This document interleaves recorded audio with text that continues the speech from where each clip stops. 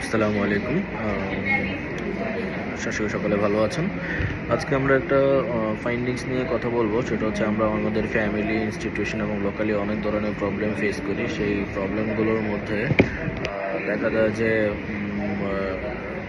নানা রকম পারিবারিক প্রবলেম থাকে, সামাজিক প্রবলেম থাকে, আমাদের আশেপাশের মানুষগুলোদের প্রবলেম থাকে। সেই প্রবলেমগুলোকে আমরা কীভাবে সলভ করতে পারি, তারকে কীভাবে ডেভেলপ করতে পারি, কোন স্ট্র্যাটেজি নিয়ে কী অ্যাকশন নিতে পারি, সেখানে কী কী ধরনের টুল ইউজ করতে পারি মেদিং অ্যাচিভমেন্ট করার জন্য, এই বিষয়গুলো নিয়ে আসলে আমরা একটা প্রজেক্ট করেছি। সেই প্রজেক্টের আলোকে আমরা চেষ্টা করেছি যে কোনো একটি প্রবলেমকে সিলেক্ট করে সেই প্রবলেমটা সলভ করার জন্য।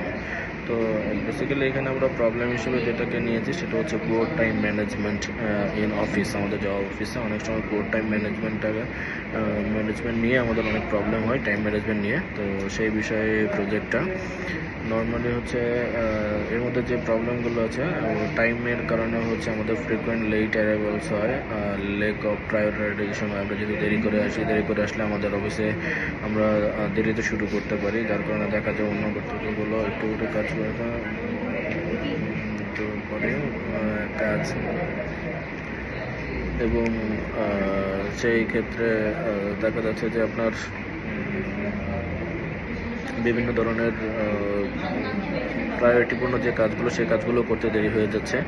তারপরে হচ্ছে আপনার আনপ্রোডাক্টিভ অনেক মিটিং হচ্ছে, আমি প্রোডাক্টিভ সময় ঠিকমতো শেষ করতে পারছি না। দেখা যাচ্ছে আমি 1 ঘন্টা লেটে ঢুকলাম, আমার হয়তো অন্য কলিগরা 1 ঘন্টা আগে সেই কাজ করে ফেলেছে বা অন্য কেউ করে ফেলেছে, অথবা আমার কাছ থেকে কোনো একটা কাজ চাওয়া হয়েছে বাট আমি রাস্তায় 2 ঘন্টা বসে আছি, 1 ঘন্টা পরে সেখানে অফিসে ঢুকলাম, তো আলটিমেটলি আমার ওই কাজটা 1 ঘন্টা দিতে পারলাম না। এইভাবে করে সব কিছু 1 ঘন্টা পরে পিছনে চলে গেল, যার কারণে আমি যেই টাইমে দেওয়ার কথা সঠিক টাইমে আসলে এটা দিতে পারলাম না।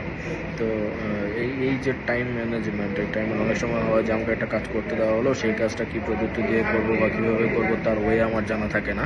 আমি হয়তো ম্যানুয়ালি কোনো কাজ করে দিলাম, যেমন সাপোর্ট আমার একটা এক্সেলের কাজ, কোনো একটা প্রজেক্টের কাজ আমি ম্যানুয়ালি করলাম, যার জন্য টাইম ক্লিন হলো। তো এই জন্য যে টাইম ম্যানেজমেন্টের যে বিষয়টা, এখানে যেমন কতটুকু সময়ের মধ্যে আসলে আমার এই কাজটা শেষ করতে হবে, সেটা যদি আমি অন্তর্গত করতে না পারি, বুঝতে না পারি, তাহলে হচ্ছে আমার সব কিছুতে দেরি হতে থাকবে। আমি আসলে দিন শেষে দেখা যাবে যে আমার যতটুকু কাজ ছিল ততটুকু আমি শেষ করতে পারিনি, অথবা আমাকে এক্সেসিভ টাইম নিয়ে ডিউটি করতে হচ্ছে, আমাকে 10-12 ঘন্টা 14 ঘন্টা ডিউটি করে আমার কাজ আমাকে বুঝিয়ে দিয়ে আসতে হচ্ছে। তো এই কারণে আমাকে বেসিক্যালি টাইম ম্যানেজমেন্টটাই করতে হবে। তো এর মধ্যে আমাদের যে কয়েকটি টার্গেট আছে টাইম ম্যানেজমেন্ট নেওয়ার জন্য, সেটা হচ্ছে আমরা কীভাবে আমাদের এই যে লেট হয় সেটা আমরা কীভাবে কমিয়ে নিয়ে আসতে পারি। কয়েকটি ওয়ে আছে, যেমন আমি যদি মনে করি আমার অফিসের ডিস্টেন্সে 1 ঘন্টা, তাহলে আমি 1.5 ঘন্টা আগে বাসা থেকে বের হয়ে 1 ঘন্টা পৌঁছতে পারি।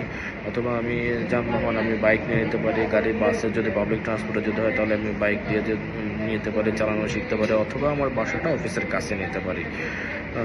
তারপরে কাজের ক্ষেত্রে যদি বলি, আমাকে একটু প্রযুক্তির দিক থেকে একটু আপডেটেড করতে নিতে হবে, আমাকে নলেজ নিতে হবে, আমাকে এক্সেল শিখতে হবে বা অন্য কোনো কিছু শিখতে হবে। যে টুলসগুলো আছে সেই টুলসগুলো শিখতে হবে যাতে আমি একটি কাজ প্রপার টাইমে শেষ করতে পারি। তারপর হচ্ছে মিটিং টাইম, বিভিন্ন সময় আমরা অনেকগুলো মিটিং করি কাজ বোঝার জন্য, দেখা যায় সেই মিটিংয়ে অনেক আলোচনা হয় এবং মিটিংয়ে অনেক টাইম কিল হয়ে যায়। একটি কাজ শেষ করার জন্য যদি আমার হাতে 2 ঘন্টা সময় থাকে, দেখা যায় আমি মিটিংয়ে করে ফেলছি 1.5 ঘন্টা। এর জন্য আমাদের শুধু কী পয়েন্টগুলোতে আলোচনা করতে হবে, আলোচনা করে সেই টাইমটা বের করে নিতে হবে।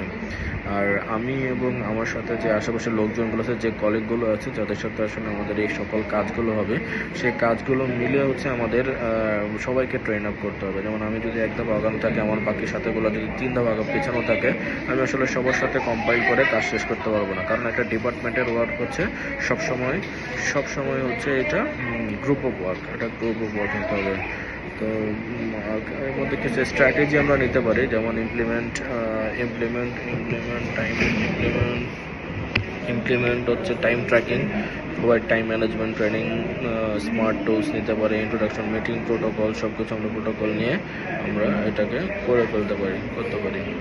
আর একটা বিষয় হচ্ছে সবার সাথে কথা বলে আলোচনা করে কীভাবে টাইমটাকে ঠিকমতো করে নেওয়া যায়, কোনভাবে ম্যানেজ করা যায়, এই বিষয়গুলো আসলে বেশ আলোচনার বিষয় এবং করার বিষয়। আমরা যদি সঠিকভাবে টাইমটা ম্যানেজ করতে পারি, তাহলে অবশ্যই আমরা আমাদের সাকসেসটাকে, আমাদের ডিপার্টমেন্টের গোলটাকে 100% ফিল আপ করতে পারবো। ধন্যবাদ।